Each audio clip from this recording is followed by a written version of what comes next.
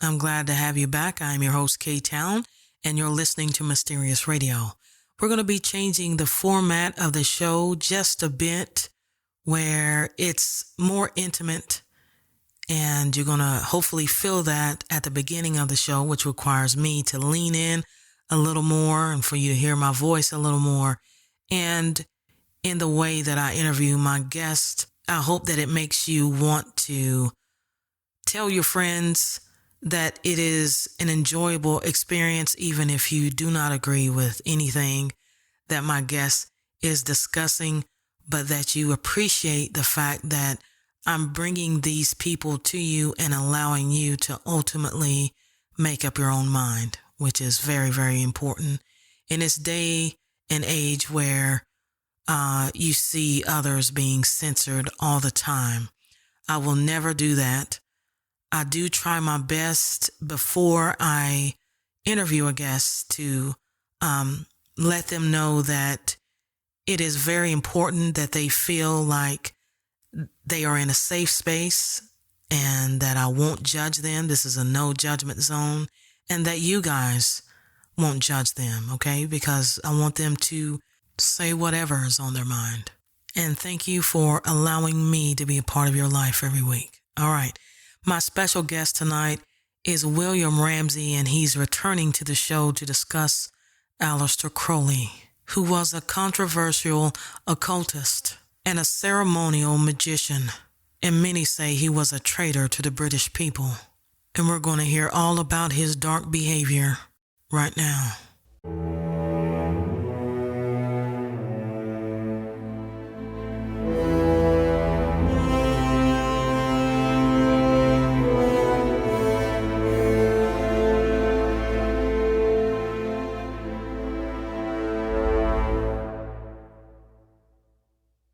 My name is William Ramsey. My first book that I published almost 10 years ago was titled Prophet of Evil, Aleister Crowley, 9/11, and the New World Order. And it goes back, it's basically a biography about Crowley.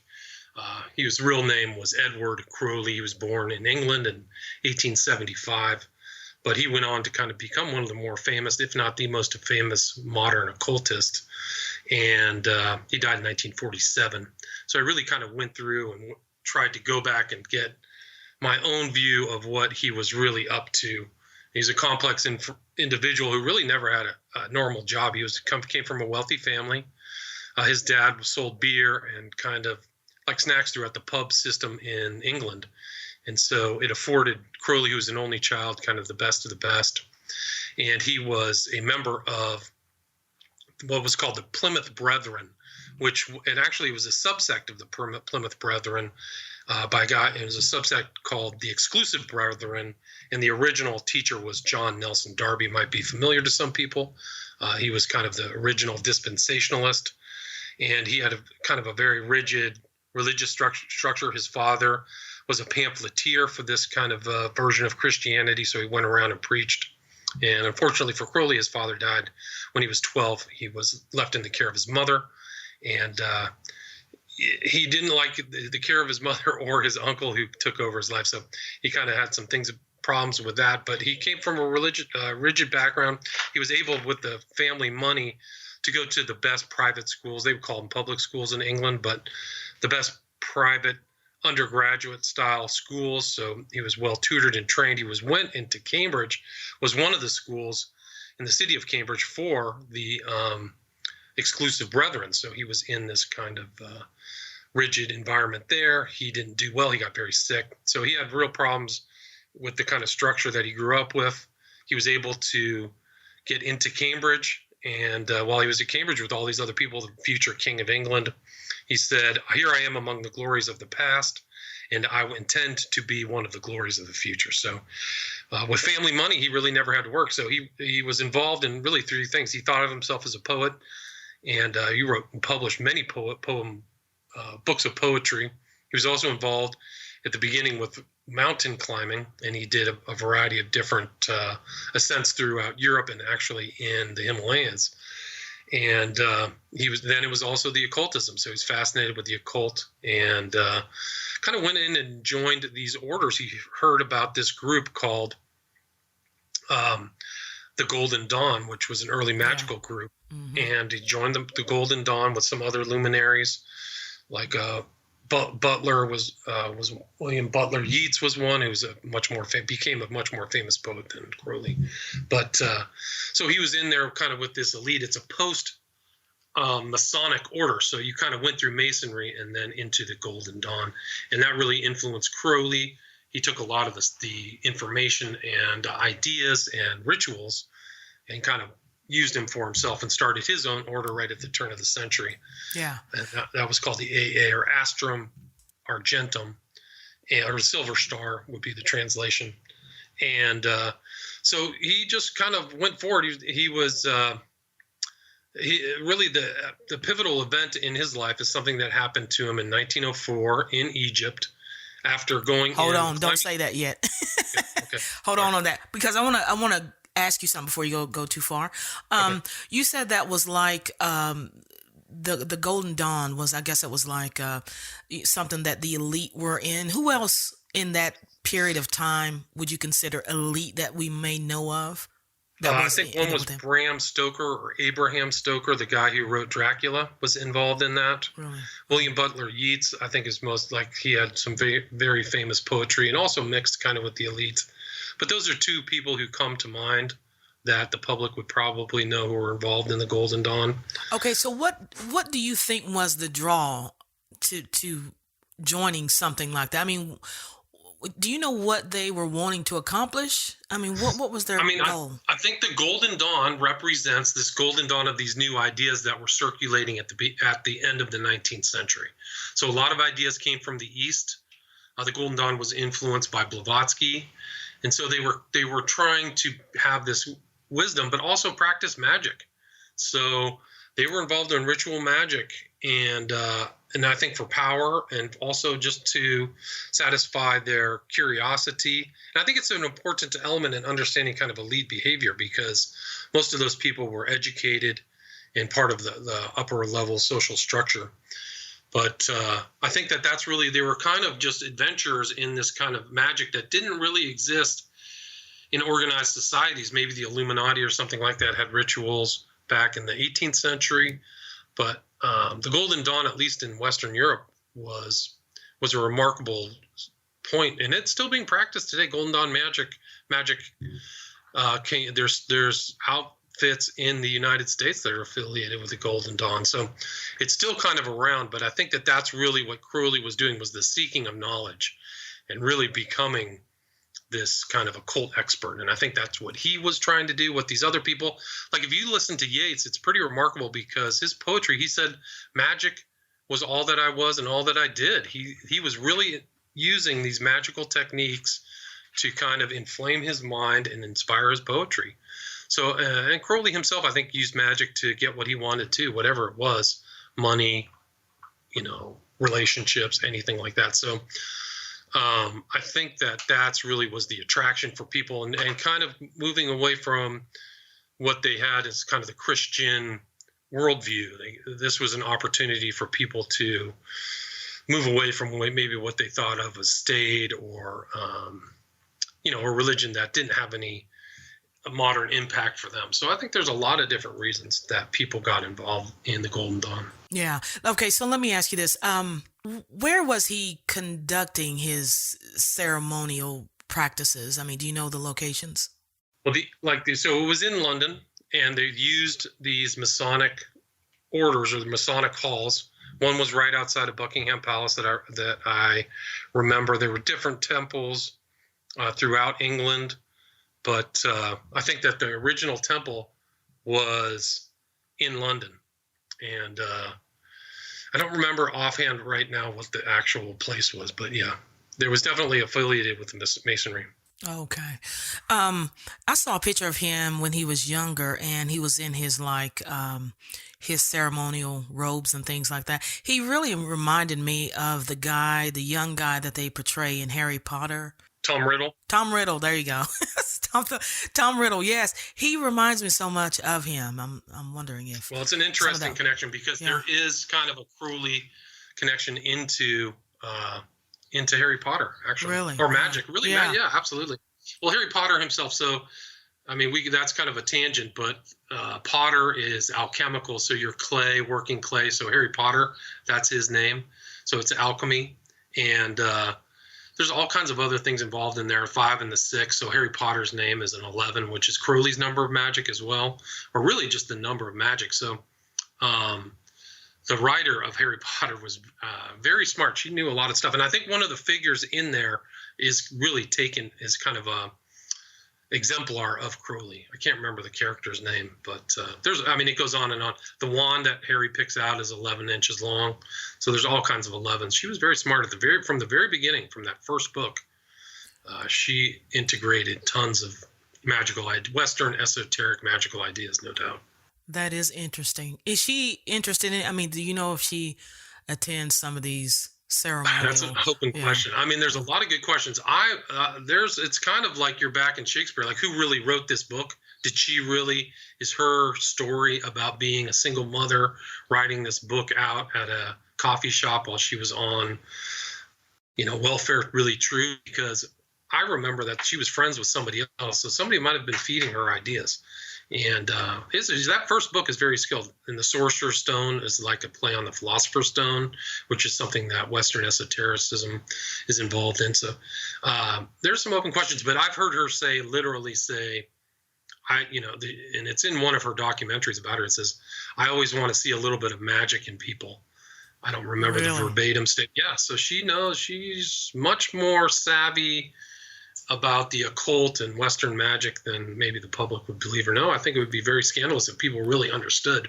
In a lot of ways, when you read Harry Potter, you're getting an introduction into Western magical tradition. That's right. Really. You're exactly right. Yeah. I've heard that before. Yeah, you're being initiated, and I've heard some of those magical things that she put in there are literal spells. Spells, yeah, I heard it. Yeah, exactly. I mean, literal spells, and they're speaking them out, and kids are listening to, adults are listening to them. It's weird because, I've always wondered, did she study occult history? What kind of influences did she have upon making 8 movies out of this stuff? I think those are the number 1 best-selling books of all time, really. I think worldwide, it's a global phenomenon. It's very remarkable that she had it down, settled. And like when you travel to Hogwarts, you go to the train station and you get in something called 9 3/4, right? Yeah, right. And 93 is Crowley's number. 93 is Crowley's number. That was an important number for him because in the Kabbalah, there's a subset of the Kabbalah called Gematria where words have numerical value. And so 2 of the most important words for Crowley were agape, which is love, and that in Greek translates to 93. And then the will is thelema, which in Greek translates to 93. So a lot of these guys will use the number 93 as kind of a sign-off. Instead of saying love under law, love under will, they say 93, 93. So you see that in Harry Potter. So there's a lot. There's a lot. She was very smart. I mean, she wrote it when she was 32. I know she has a classics background. I think she has a degree in classics. Yeah. But how much she's exposed, how much English people are exposed. Like Crowley is considered in the 100 greatest Englishmen who've ever lived, right? And so in these kind of rankings of important people, Crowley's there. And a lot of people may be exposed to it much more than I did. I didn't really know much about the deeper understanding of Crowley probably until I was 40. Yeah. Well, we're going to call a thing a thing. I mean, there's too many coincidences for her not to have looked at that or studied him, or someone is feeding her this information and deliberately putting that in the movie, probably to influence the masses. It's pretty wicked, man. What about the Book of Law? So that's that. Yeah. So the Book of the Law was kind of Crowley's core book. When he was in Cairo in Egypt, and he had been in the king's chamber inside the main pyramid there. I think it's the pyramid of Giza pyramid. He had come out, and his wife, whose name was Kelly, her last name was Kelly, she whispered to him, "They are waiting for you." And so he starts asking her these questions. Who's waiting? He proceeds to do a ritual in his apartment in Cairo. And over 3 days, in 1904, I think it was April of 1904, he said that some entity dictated to him a book that he titled the Book of the Law, which references the chief book in Masonry. So he's using that same terminology. So you make oaths on the book of the law in Masonry. So he called it his book of the law in 3 parts in 3 days. He said that some entity had power over him. He just wrote it down. And those writings are actually available. You can see that he's kind of scribbling almost as automatic writing. And you can see that in my documentary about Crowley, which is Prophet of Evil. It's on Vimeo. And so he wrote this down. That became a central piece. It was dictated to him by a being he called Aiwaz, A-I-W-A-Z. And it became this kind of central focus of a lot of his future religion. And so the rituals he wrote for the AA and later the OTO always involved the Book of the Law, and that became a referential piece. And it's very vicious. It's broken up into 3 parts based upon what he called the Stela of Revealing, which was in the Bulaq Museum. Back then it was called the Bulaq Museum. It's now called the Egyptian Museum, which had all these old artifacts. And that Stela of Revealing was in a bookcase that was numbered 666. So all these tie-ins kind of, and Crowley would later call himself the Great Beast 666, referencing. Well, that's what I was going to ask you. Yeah. Yeah. So all these tie-ins, and that became kind of that's how he called himself a prophet. He was a prophet of Aiwaz. This book was announcing a new aeon, which is like a new era, like even a broader, more, I would say a more aggressive era for sure, but a very an era that would last a long time. So he was trying to announce the magical era. He was its prophet, which is why I titled my book Prophet of Evil, because he was going to create this new religion. And he really did create a new religion, and with the intent in part to overthrow Christianity. And so that was really what happened in 1904. And people still go back, like Jimmy Page went to Egypt on that exact date that Crowley received the Book of the Law 100 years later to celebrate its writing. And so people really, I mean, in the occult community, the Book of the Law is kind of fairly well known. Yeah. And celebrities, I heard that celebrities really study that book. Yeah, I've heard the same thing. And a lot of his people who followed Crowley studied it, tried to extract its codes and take it apart and figure out, there's parts in there like there shall be one who comes after. So a lot of these people are trying to carry on the Crowley tradition. But yeah, and you'll see it in the center when he created his rituals. One was called the Gnostic Mass. The center of the Gnostic Mass, or the table, is the Book of the Law. And so that was really the key element of Crowley in 1904. And it really didn't stop for Crowley. He just kept moving on and writing more books and associating with other occultists, and eventually ended up in the United States. He was in New York for almost the entirety of World War I. He actually came to the United States on the Lusitania, the sinking of which was what brought the U.S. into World War I on the side of the Allies. And so he came to the States, and really his job, I think he was working as an intelligence asset of the British government, working to get the U.S., which was a central component in the kind of UK strategy, was to get the U.S. in the war on their side. So he was actually kind of working around and talking, and actually worked for a pro-German propagandist by the name of Virek, and he wrote for a book called publication called The International, and also the other one was called Fatherland. And he writes about it. He wrote, Crowley was a voluminous author. He was just putting out documents. He wrote a 400 or 500 page autobiography called Confessions, and he details kind of his time in New York City, kind of subverting German propaganda and promoting English propaganda. He did in New York. He had this kind of ridiculous stunt where he got in a boat and rejected he supposedly ripped up his British passport and declared alliance with Ireland, who was trying to achieve independence, and actually was posted in the New York Times. So you can actually see that actual document of this kind of, and Crowley was known for doing these kind of publication stunts, and that was one of them. And so he was there, and there's a really good book called Secret Agent 666 that talks about his time as an agent in the UK.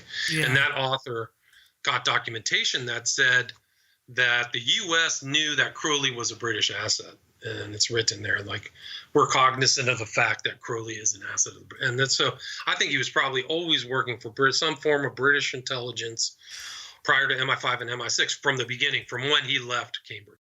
Yeah. Well, wait a minute. One thing, this just jarred my memory. They said that all the James Bond movies were really about him. Well, the original one for sure is. And Fleming, right? Ian Fleming was the author of the James Bond novels. And he worked as in British intelligence underneath the Admiralty. So kind of like the most important aspect of the British Empire was its fleet, right? So he was working for a guy, but he actually was in contact with Crowley. There's actually a letter Crowley sent to his boss when Hess, if you remember, Hess made this, he was number 3 in the Nazi party. He made this weird flight over to Scotland. If you remember that, he was captured. He was trying to contact what he thought were right-wing people to try to make an armistice with Germany. And he was like an occultist too. A lot of those Nazis were occultists, actually, Hitler as well. But and Crowley said, I'm offering my services to you if you want me to talk to him, and here's people that I know. And so that letter does exist. So Fleming, knowing of Crowley, when he wrote his first book, it was Casino Royale, that character, Le Chiffre, is based on Crowley. So when you see the bald guy at the table in the first movies, I don't know how he's reformed or replayed, but the original Casino Royale character, the shift translates to the cipher. Yeah. So, yeah, that's definitely Crowley. So they knew Crowley. And, I mean, 007 goes back to John Dee, actually. So John Dee was absolutely, yeah, sure does.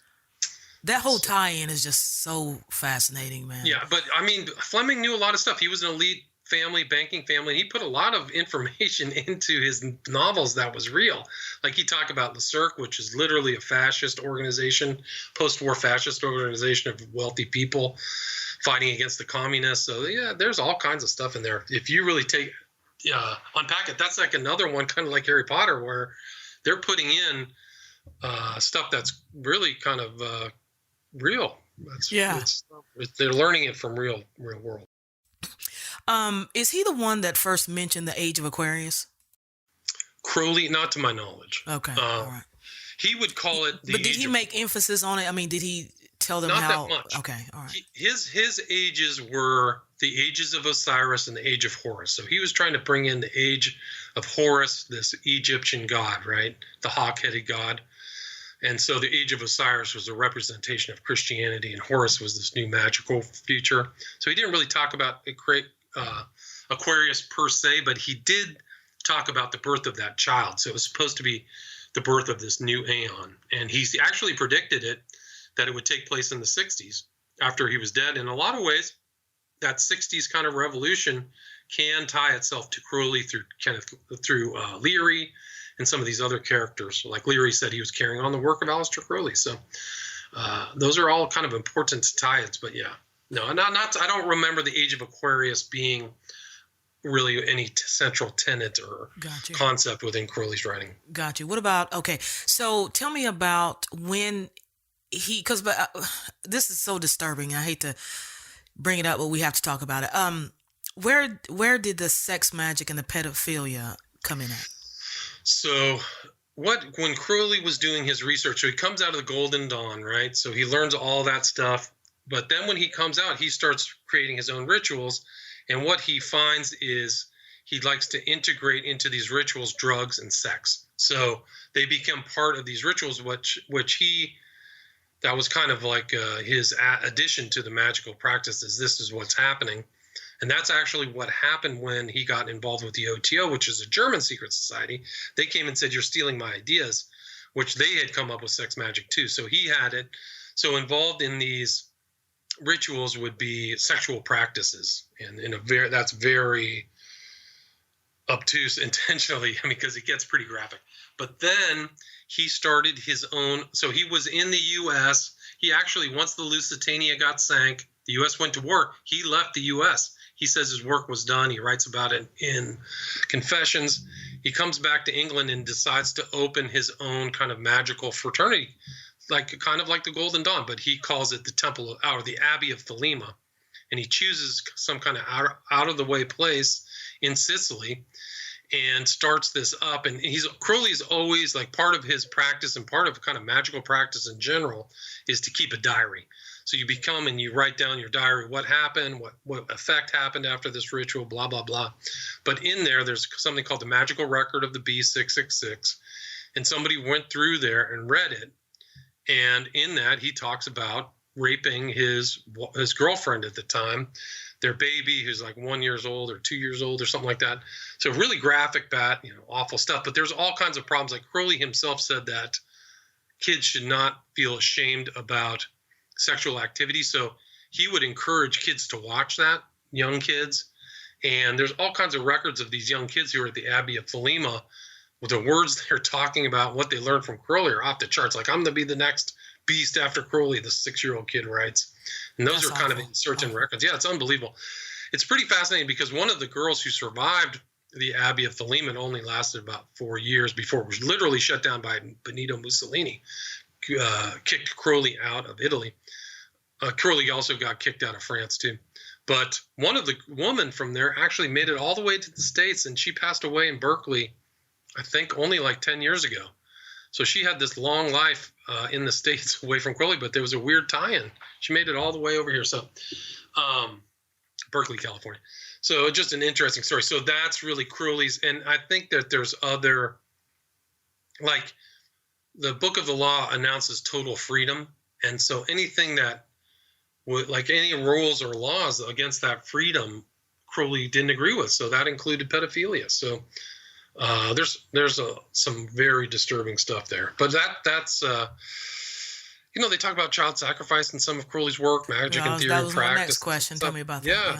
So, but they always kind of pro-Crowley people rely on other people not reading through Crowley stuff because there's so much writing. But I've had the misfortune of reading through it. So there's other references other than in magic and theory and practice. There's one in one of his rituals, which is called Liber 66, which 66, it's a multiple of 11.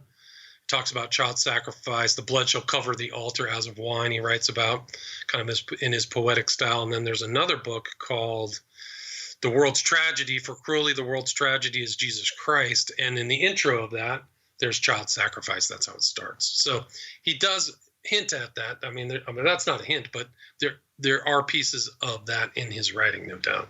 Oh, now, okay. So you jarred my memory about a lot of things.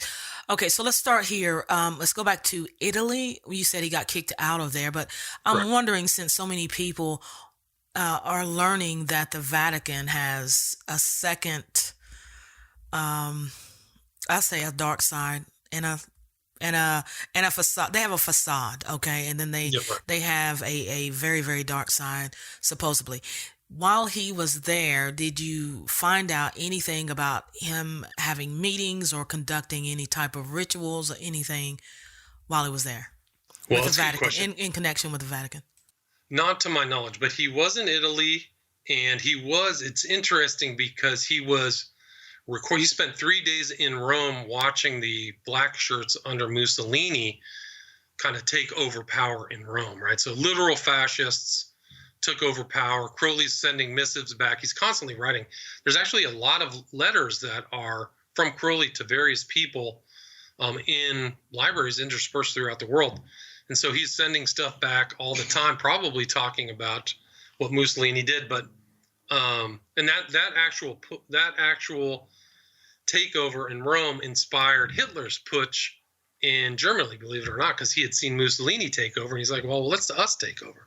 Anyway, and the tie-ins between Crowley and Hitler are somewhat interesting. We can talk about that. Yeah. But as far as the Vatican, he did not have that much attack. Although later there is, I can't remember his name right now, but he was a higher up in the Vatican who was a member of Crowley's OTO after he became head of the OTO in 1925 and put in other rituals that included the Book of the Law. There's been priests who were members of the OTO, and before the war, actually, Crowley, which is, people may not, anticipate this or be aware of that, but like a third of the OTO members were from Jewish background. So there's a lot of different things that may be counterintuitive in people involved in these secret societies, at least back then. Yeah, let's talk about the Hitler and Crowley connection because I was going to ask you about that anyway. Um, Go ahead and tell me, like, when that started. Did Hitler? Um, s- just tell me.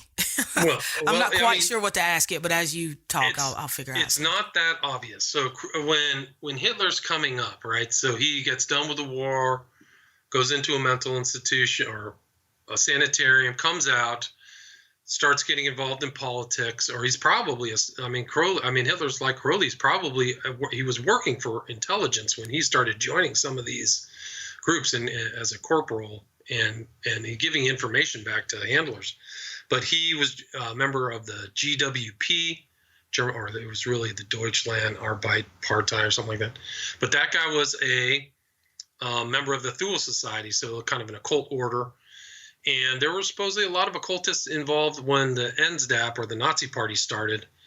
And That didn't have anything to do with Crowley at the time, I'm or were getting they there. I'm already doing working it? up to it. So these are occultists, but there was somebody by the name of Kunzel, her name was, who knew Crowley and was trying to get the Book of the Law to Hitler back in the 30s. And Crowley ended up in Germany from 1930 to 1933 as the Weimar Republic was waning and the Nazis came into power. So there's some arguments about what Crowley was doing in Berlin and doing around in Germany at that time. Crowley did showings of his art in Berlin, and he's probably still working for the British intelligence, trying to figure out what getting me information about what's going on in Germany. And so Hitler himself was familiar with. I cover this in my book, Children of the Beast. He kind of has similar ideas as Crowley. There's ideological similarities and overlapping because Hitler, if you remember the Riefenstahl documentary titled Triumph of the Will, so he had this whole idea of will, and that goes back to Crowley. And Thelema, right, is the will, the human will. So you kind of see this willpower theme between Hitler and Crowley, and as well as magic and dates and numerology and all kinds of other things, astrology that Crowley was into. Hitler was also influenced by astrology. But there's certain things in his speeches, like there's a quote from the Book of the Law that states, "Success is thy proof," and Hitler repeated that as well in some of his speeches, that kind of axiom, like it doesn't matter how you get there, you just want success overall. And so there's definitely some similarities between Hitler, and they kind of had the same, like Crowley wrote about his philosophy. He believed the slaves shall serve, right? That's actually a line from the Book of the Law. And Crowley believed in a natural aristocracy. He was not an egalitarian. He didn't care about democratic processes. And he believed that. And you could kind of see Hitler as implementing those ideas as somebody who believed in a slave state and believed in kind of an aristocracy and the kind of like the whole other mass of people. He was talking about a master race and all this other stuff. And I think that was right in line with kind of Crowley's political writings, although it was never something political that Crowley was able to implement. He was much more of kind of like a cult scholar or something like that. So there's definitely overlapping similarities. And there's actually kind of an interesting story. There was a guy who was a Crowley associate. I've actually held correspondence between Crowley and his name was Osmond Speer. And Hitler asked Speer to come to Germany and paint his portrait. So there's weird kind of connections there that I don't think have really been investigated in great detail, the connections between the OTO, Crowley. I mean, it is very odd that Crowley in 1925 becomes the head of a German secret society. Yeah. Even that. So, and Hitler actually ended up banning a lot of occult groups in like 1939 or something like that. And so a lot of those people were filtering around, and I don't, it's probably a function of language to not know as much as I should, but there's definitely some strange correlations and overlaps between Hitler and Crowley. Yeah. Do you think Hitler was the second Antichrist? Well, I would definitely put him in the Antichrist category. Like, I think that, I mean, that's another thing is like people say, oh, yeah, he's a Catholic, but he didn't operate like a Catholic or a Christian. No, he didn't. So I would say I was definitely an Antichrist figure. It's an interesting question because, some people see him as atavistic, an avatar or something, some other thing. But yeah, I see him as an Antichrist figure for sure. Oh, for sure. Okay. Now, going back to the sex magic, we'll touch on that just a moment because this is what I heard. You can just kind of confirm it if you know this. That one thing he was trying to do is help people manifest things that they wanted. So they were using sigils and things like that, Right. and those would stand for whatever, like say wealth and other things. And so the idea there is to pass that intention straight into the subconscious mind to manifest it. Yes, Right at the yeah. point of orgasm. In certain parts of that magic is to do, yes, that's one Yeah. of the things. It's Yeah. like we can go into, if you want to get into another thing that involves Crowley in France in the 20s, is he was involved in something called ECL, which What stands is that? for erotic comatose lucidity. So he had just gotten kicked out of Italy. He went back. He had a friend named Harris, who was also kind of a writer of pornographic, not well, at that time considered pornography.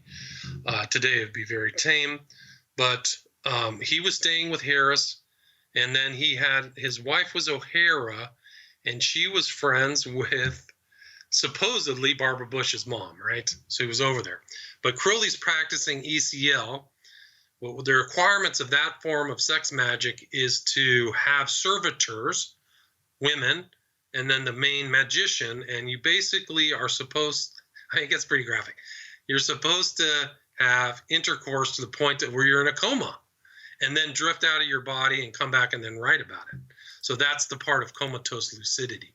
And so that, and the times do match up between Barbara Bush's conception, birth, and when she got married to George Herbert Walker Bush in 41, I think it was. So it's 25. And you got to remember the time too. That was Paris is the city of light, and all the rich people in the U.S. wanted to be there.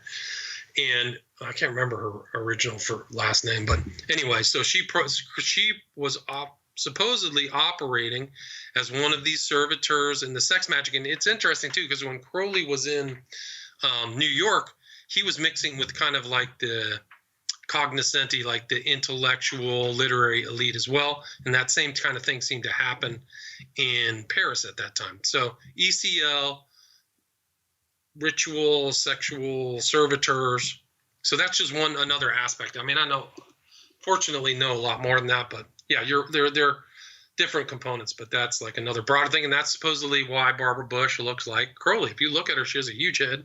She looks just like Crowley. And Crowley himself was actually of Irish extraction. He had kind of a large, I mean, his anatomy is he had a bigger head than his body, and he tried to cover it up by wearing like,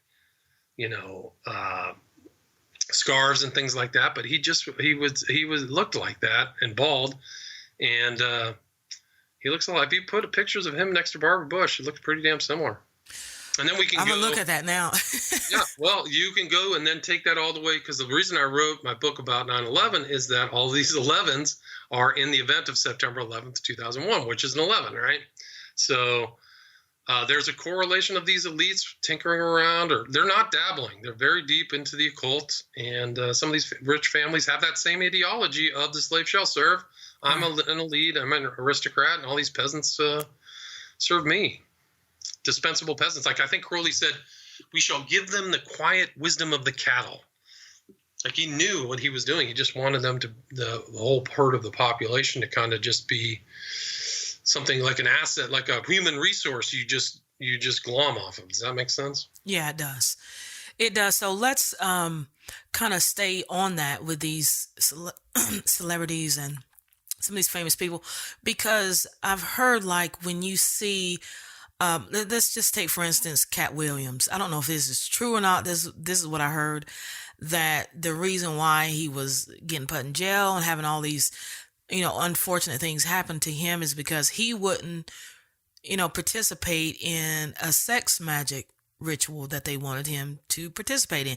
He didn't want to do that anymore. And I heard that is something they do to, like, kind of charge their power or something. I'm not sure. Can you elaborate on that if you know anything about that? Well, I mean, I think that they definitely are trying to get charged power through magic. Crowley himself talked about that. Like his magical rituals would give him power, and then he'd write a bunch of books. But as far as like the elite that people know, Jimmy Page is definitely influenced by the occult, and some are known and unknown. But there's a lot of rappers, a lot of this one guy, Absol. There's some of these other young Chance the Rapper. One wears Crowley shirts. So is that Chance? I think it is Chance. Man, I don't. It's one of them. It's a young-looking guy. Have you ever heard of Absol? No, I haven't. No, yeah, he's fully like a Crowley follower, and he has like "Do What Thou Wilt" on his back and a big tattoo. Oh yeah. What about Drake? I've seen him wear. I don't know. Upside down crosses. There's pictures of him wearing it, like on red carpet. He wear upside down cross and. I've heard stuff about Drake, like his introduction was like homosexual rape. I heard that's happened to that guy. That's a rumor. But so a lot of these strange things do happen. So these people, some of these sex rituals are very strange, and that's maybe what's happening when some of these people get inducted or initiated. Is actually, it's not just rape; it's a sex magical thing of power thing. So as far as like the celebrities who are known Crowley people. There's all kinds of these directors who know about Crowley and know about the occult. So, there's a lot out there. Yeah. What about? I want to know if you've heard about I think it's called the Castle of Dark Mothers. I think. Yeah, it's in like Belgium or something like that. Yeah, it's a wicked place. Yeah. What do you know about it? Well, I mean, I've heard things about that. There's rituals there. That there's elites there. I've heard that George Bush's 1,000 Points of Lights is a reference to that place when he made his 1,000 Points of Light speech. So I don't know kind of the totality, but, a lot of these big castles and stuff, there's weird things that go on in there. Like if you look at Eyes Wide Shut by Stanley Kubrick, that was based upon that was actually filmed at a Rothschild castle.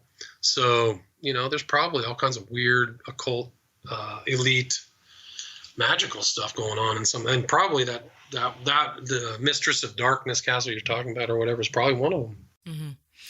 Mm-hmm. Okay, so let's talk about what kind of, because people are going to ask, okay, he was trying to contact something or something. Was he contacting demonic entities, fallen angels, something like that? Absolutely. I think from the very beginning, I think probably when he got done with the Golden Dawn, that was what he was doing. So he, like his first big ritual that he did, he went and got this manor up on a lake in Upper Scotland. He called it Bullskin Manor. And he conducted this ritual that supposedly was going to take 6 months. It was the ritual. It was the Abra Melon ritual, and like entities infested that place. He said he saw demons out there. So that was kind of like his first. It was a Loch Ness, actually, the same place with the Loch Ness monster. Some people have tried to tie that to Crowley. I don't have any idea. But so that was the first one. Then we talked about Aiwass dictating the Book of the Law. There was another entity called the Wizard during the Alamantra. So he had these like magical, like maybe the conception of what magical ritual is to like, I'm going to do this for a half an hour and be done. Well, Crowley would have something called workings, which would take place over a long period of time. So he would call them different workings. One was Alamantra working, the Gerensis working, but they would take place over a week, and he would write all this stuff down about what he did, what happened, things he contacted. The Alamantra working he did in his apartment place, I think it's at 1 Washington Square in New York City. And the results of that, he wrote down kind of like the first picture of a gray alien that's kind of infused and, You got to be kidding me. Wow. No. So the first picture of the gray alien was drawn by Crowley in 1918, and it's at the end of his encyclopedia called The Blue Equinox. And you can actually just type it online, just say Crowley gray alien, and it's really the first. It's not a photograph. He called it lamb. So he kind of gave it, the word lamb is kind of like a derivation of llama, like the Dalai Lama. Dalai Lama. But some of these workings and some of his astral travel, he's out talking to things, and writing about it and writing pictures about it. So I would say that he's constantly talking to entities, and in his diaries, he's like praying to Aiwass all the time. Oh, I see him upon the rocks. There is Aiwass, my benefactor, my holy guardian angel, blah, blah, blah. So, it's pretty remarkable. And then you can get into the whole gray alien ufology stuff, and it goes back to, in part, Crowley. You have to put it back to Crowley in part. And some of these other guys, like some of these guys who are involved in, UFOs are also involved in the occult in a big way. It's not a joke. So wait. You can't skip over that way. Okay. Well, wait a minute. Okay, what do you mean? Okay, so no, you want to elaborate. Let me say this one real quick before you do that, because okay, so there's a clear divide on the alien phenomena. Anyway, from my experience in interviewing all these people, some of them believe that these are true beings coming from outside our planet, and highly intelligent, things like that. But then you'll talk to some of them who also tied in with the Bible and biblical prophecy and things like that, and they'll say, no, these aliens are demonic in nature. So that really shook me when you said that. But go ahead and tell me, can you tell me, do you know who, as far as these UFO researchers, are deeply involved in the occult? Right. Well, I mean, one of the big books that features the gray aliens on it is called Communion, right? And that guy, Whitley Strieber. Yeah. Right. Go read some of his other works. He has all of the occult numerology down. So there's another book where he has all the 11s and everything. He was supposedly a member of the Process Church back in the 70s. So Strieber has his intellectual pedigree is much different than that. He also comes out of kind of a fiction, right? So he's writing fiction before he supposedly started writing nonfiction, which Communion is supposed to be, and it features the gray aliens. But he has. He did a movie called Wolfen. He wrote that, and in there, smiley faces. People have sent me those pictures. That kind of ties into the smiley face killers, which is another thing. But he's one, and they have this kind of thing back to the desert, this UFO thing that takes place in Death Valley or somewhere in the desert. And a lot of those guys, like Peter Levenda, is flat out occultist who wrote the Necronomicon, more than 99% He talks about it all the time. Yeah. So what's he doing hanging out with all these UFO people? So all these kind of Jacques Vallée, who thinks they're interdimensional beings, and all these other characters are there, and these occultists are swimming with, in the same waters very comfortably. Wow. Now, someone, and I don't have it, maybe I can send it to you. I can't remember his name.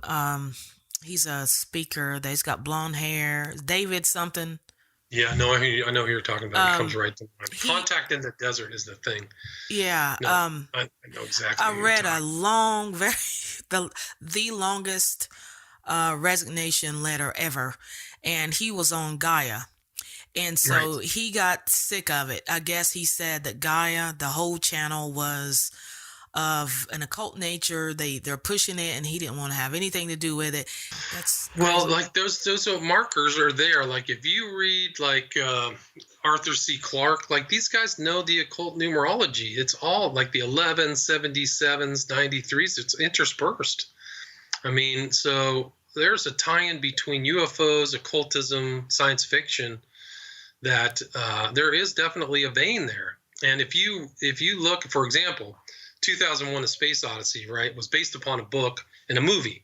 So Clarke and Kubrick worked together, right? So what happened is Kubrick he kind of pulled a fast one on Clarke. He would not give him authorization to publish his book when Kubrick made his movie. So that book didn't have the same kind of fame. But in that book, he writes that the monolith that is really the thing that sets off the narrative of 2001: A Space Odyssey, very mysterious thing, but that monolith is 11 feet tall.